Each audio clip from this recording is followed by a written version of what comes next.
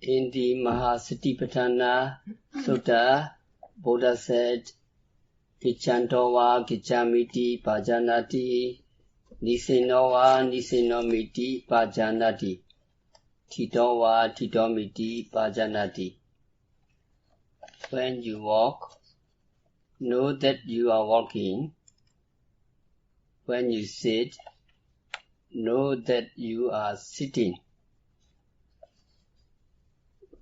When you stand, know that you are standing. This instruction is very simple.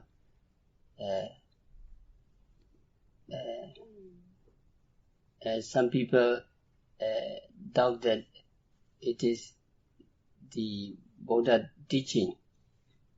They have some doubt the kinds of simple explanation. We should not be doubtful. It is real Buddha's words. In the book on the doctrine of Anatta Dipani, Venerable Lady Sayadaw says, when you walk, you should focus your mind on every step that you take. Noting mentally, I walk. Do not take any step unmindfully. Here, I walk or I go is the exact translation of the Buddha's expression. That is, that walking is what happens when there is movement of the body due to the inclination of the mind to move. In our practice, we don't use many words. I walk, or I sit, or I stand, or I lie down. We don't use many words. We practice when we walk, walking, standing, lying, raising, pushing forward, dropping. So this is the easiest method involving only bare awareness. For those who are not interested in bodily poses, the alternative is to note the rising and falling of the belly. Some beginners in meditation and some people wonder whether this is a really effective way to the development of insight knowledge.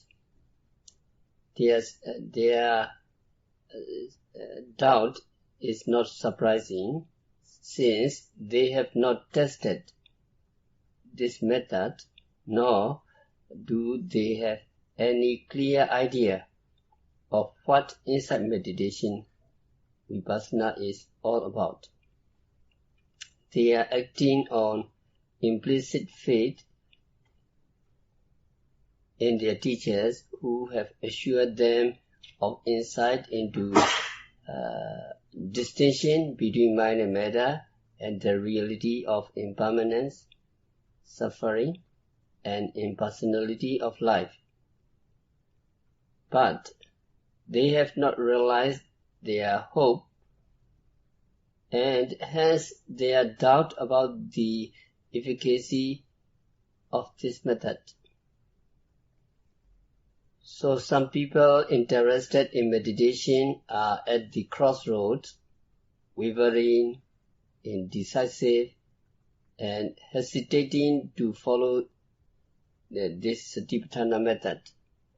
They are unable to live in the noble dwelling, and they have no guard and no protection from the dangers of the rounds of rebirths. should they die with lingering attachment to sensual objects, in all likelihood, they may land in the lower states. There is still much to be said about the Nivarana, mental hindrances to our enlightenment. In short, the practitioner should know the 5 hindrances when they arise and reject them. To overcome all of them, practitioner should first try to attain the purity of mind, citta visuddhi. The mental hindrances are barrier to mental culture, and good and evil thoughts cannot occur together at the same time. So the yogi's state of consciousness are pure and wholesome when he is mindful. Mental hindrances have their origin in unmindfulness that gives rise to sensual desire, ill will, sloth and torpor, restlessness and worry, and doubt. The unmindful man gives them free rein, thereby making his mind impure. How can he keep his mind pure when he is continuously harassed by one of mental hindrances, even during his meditation? This vulnerability to hindrances is quite familiar to some people who have practiced meditation. Many people do not practice meditation because they count on their acts of charity, observance of moral precepts, recitation of scriptures, and volitional service for mental and moral purity. They say they do not meditate since they never do wrong, they never do evil, they never bear ill will, and their mind is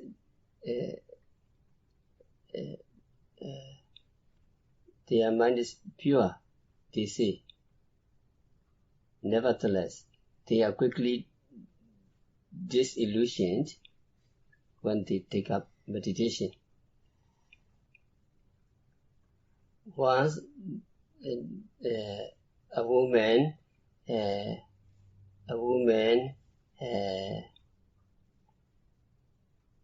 wants to practice meditation, and she went to meet Mahasi Sayadaw.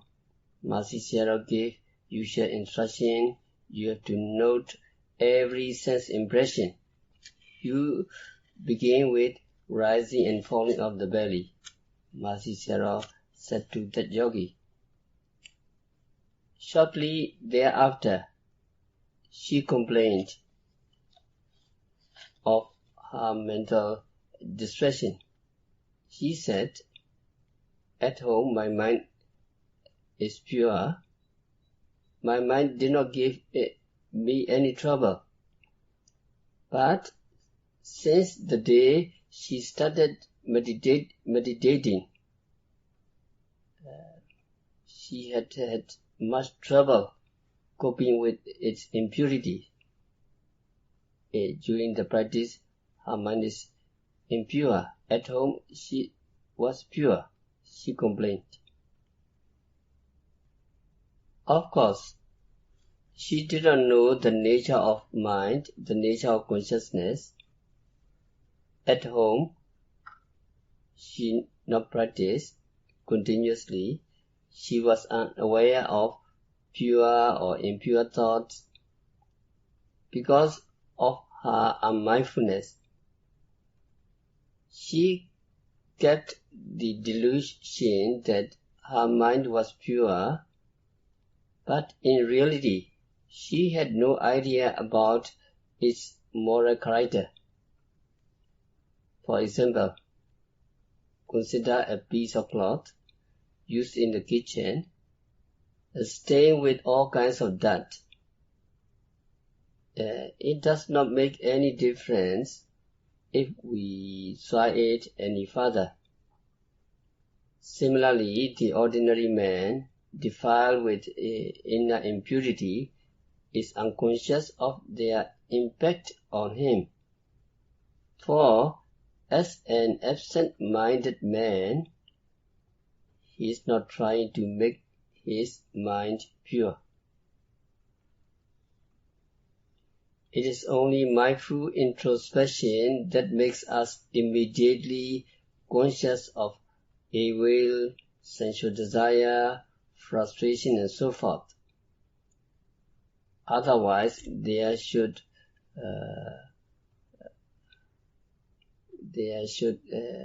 escape our attention.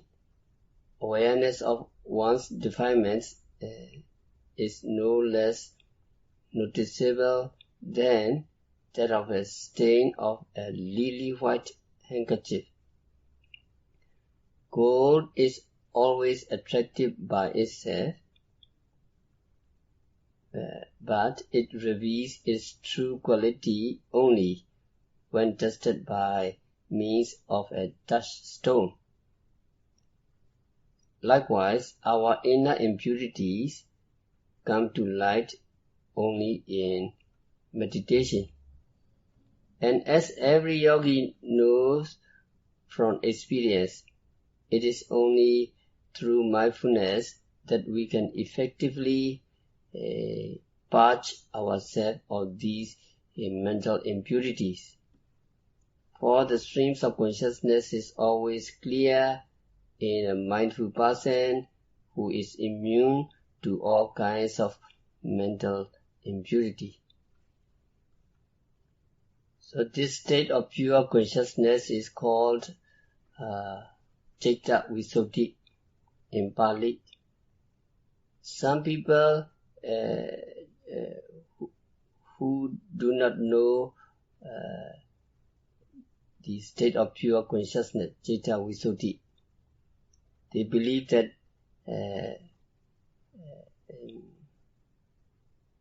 jhanic mind is Citta Visuddhi. Citta Visuddhi, the state of pure consciousness, is accessible only to the jhanic entrance yogis. But this jhana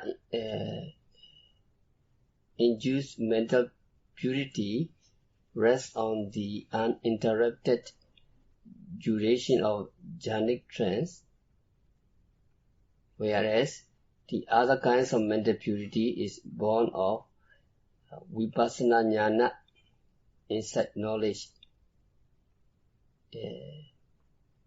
vipassana khanika samadhi, vipassana momentary concentration,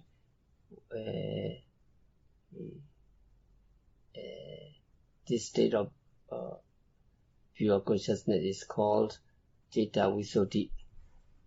So both states of pure consciousness are free from mental hindrances.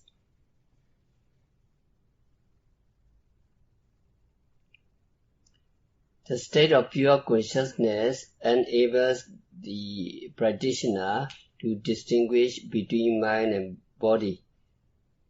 Now a few words about the distinction between mind and matter.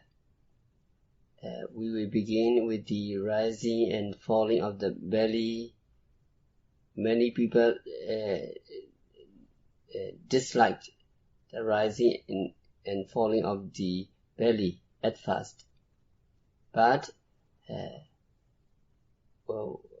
when on the advice of the teachers and friends, they try to note the rising and falling. And they found this method quite satisfying, so much so that They even blamed those whose criticism had misled before them. The Satipatthana way to mindfulness certainly appeals to those who have seriously followed it, because it brings them into contact with ultimate reality, Paramatha Dhamma. Just as we know the heat of fire, the sweetness of sugar, etc. From experience, so also we can know the truth, we can know the reality, or otherwise we can know the doctrine not based on hearsay, but only through empirical investigation, personal experience. In fact, to focus on the rising and falling of the belly, this instruction is Buddha was. This instruction is the essence of the Buddha teaching.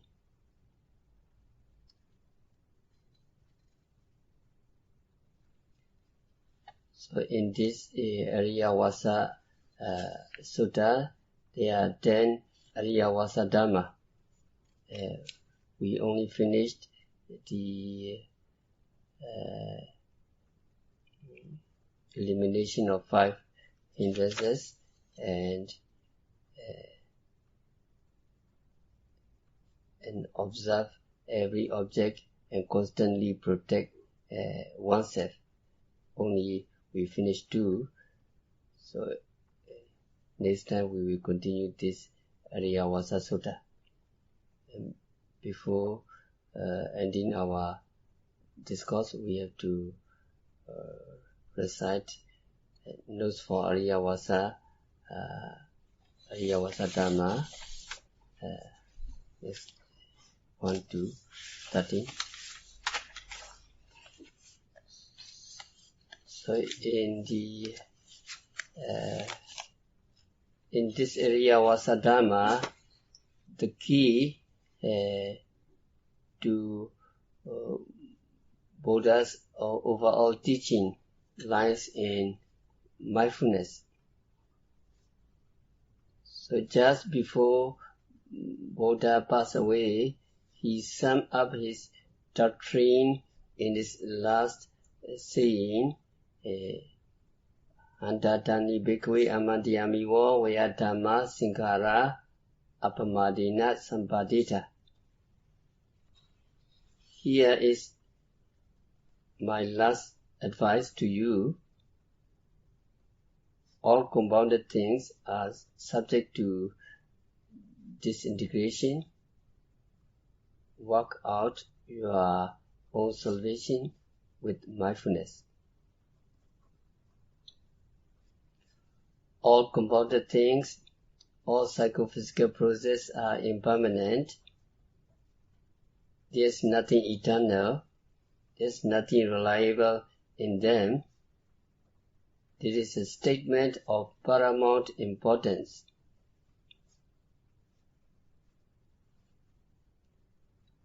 So before ending our discourse, we need to remember the kinds of Buddha advice, and also in Dhammavada, Buddha mentioned Apamado amatam badam, pamado mechuno badam. Apamata namiyanti, ipamata yatamata. Mindfulness is the way to deathless, and mindfulness is the way to death. Those who are mindful do not die. Those who are not mindful are as if already did. So we remember Dhamma. Also, this retreat, also we try to remember Dhamma all the time. And also future, we try to remember the Dhamma and practice. So Dhamma is fit to be brought to ourselves.